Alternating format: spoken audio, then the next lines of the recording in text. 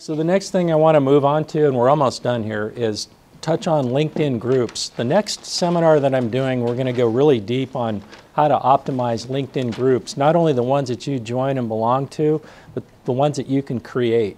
So one of the things that I've done is I've created a few groups of my own for real estate and for social media. You can belong and join up to 50 different groups on LinkedIn. Once you become members of these groups, it creates a gateway to get past some of the LinkedIn speed bumps that you run into when you're trying to invite people and connect with LinkedIn the normal way. So when you belong to groups that other people belong to, this is where the influencers live.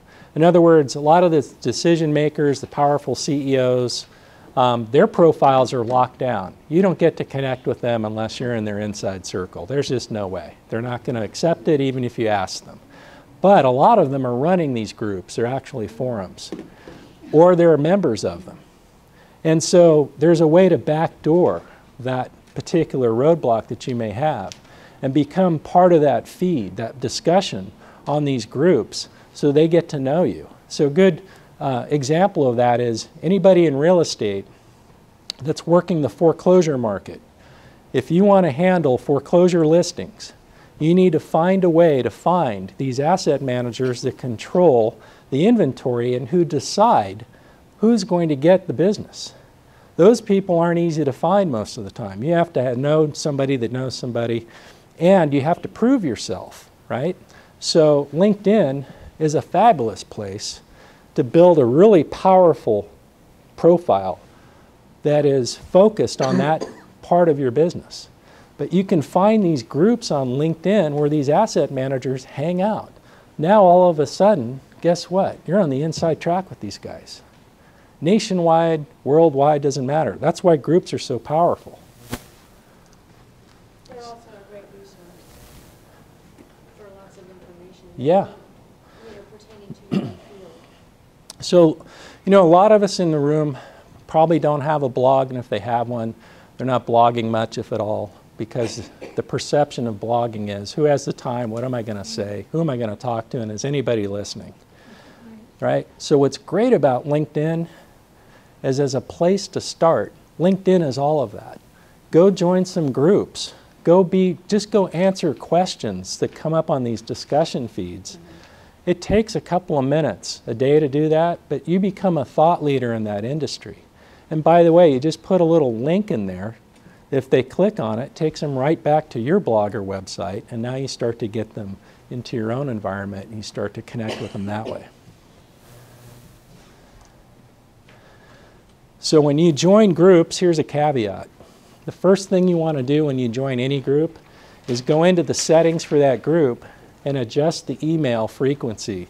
Because if you don't, every day you're going to get in your inbox from LinkedIn an email about anything that's going on that discussion feed in that group. So you'll open up your email the next day and go, my God, there's 17 emails here. Now who has time?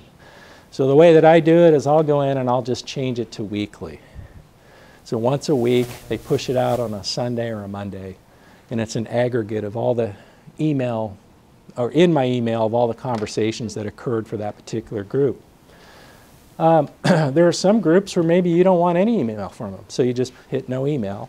And then for the groups that are a little more high profile, where I want to be dialed in, a little more in the game right away, you can set it up for daily. Or my own groups, I set it up for daily because when somebody posts on my group, I want to see that right away to be able to do control over what's being posted.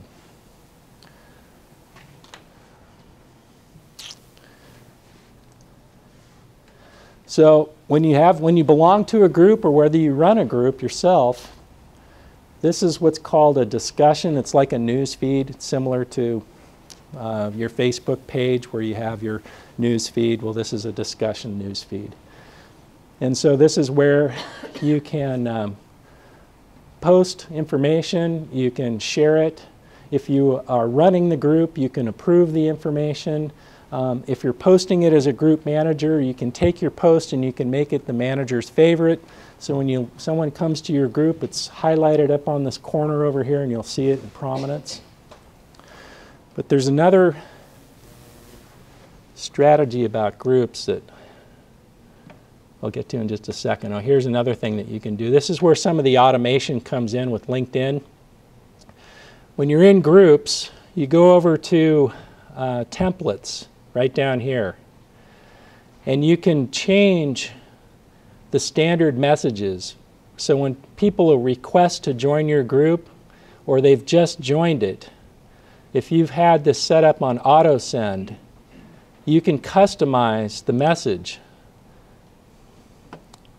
So this is one way. In other words, I can join any group and I don't need to be connected with you on LinkedIn. We don't need to have that direct connection, but I can join the same group. You can either invite me to join it or I can seek the group and join it. So with my LinkedIn groups, I have an outgoing message for people who want to connect that says, to speed up your approval, please connect with me personally. And then I put in my LinkedIn vanity URL, as this allows me to view your profile and that you are not an automated account spamming me. Well, my real intent is I'm trying to build my volume of connections as well as sort out who's joining my group. So this is a prompt to divert them to reach out to me to connect with them as an individual as well as approving them and pulling them into the group.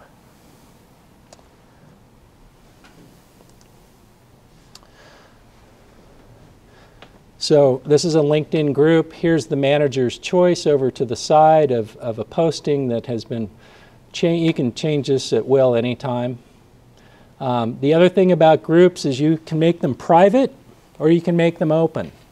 So if you want the SEO juice from it, you want to have an open group, because once that group becomes open, all the activity on here is searchable and indexed by Google and all the others.